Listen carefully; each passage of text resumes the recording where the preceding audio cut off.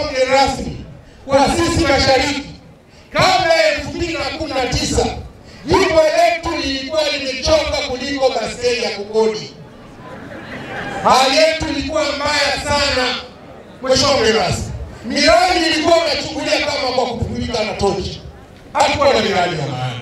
Kuna kipindi tulikuwa tunashindwa hata kupeleka mwenge wa uhuru kwa sababu hakuna miradi ya kuzindua. Leo kwa miaka hii mitano takriban, hususani miaka 4 ya Rais Samia, leo miradi iko kijijini, iko kwenye vitongoji. Piga makofi mengi kwa Mheshimiwa. Mfano mdogo, katika muda huu wa miaka 4 ya Rais Samia, haijawahi kutokea tunaenda kujenga shule 3 za sekondari mpya.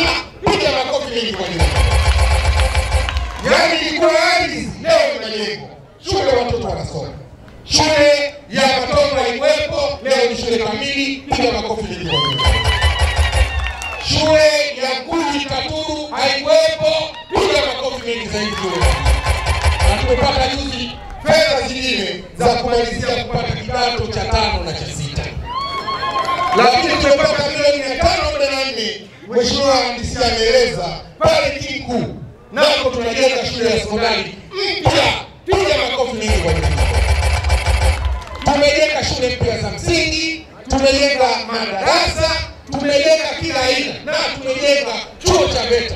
Tumepata bilioni 2 milioni 400. Chuo cha VETA kimeanza kazi. Piga makofi mengi kwa ajili ya Samia.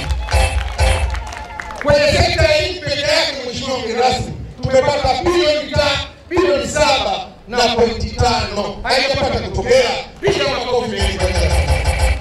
Upande wa afya, amesema mkuu wa wilaya, sina haja ya kurudia, hatukuwa na hospitali ya wilaya. Leo tunatibiwa hapa jirani. Hospitali ina vifaa vya kutosha vilivyokuwa vinatakiwa kwenye mahospitali makubwa. Leo hospitali yetu ya wilaya ina vifaa kamili vya kuweza kuwatibu watu wetu, ikiwemo kupunguza vifo vya mama na mtoto.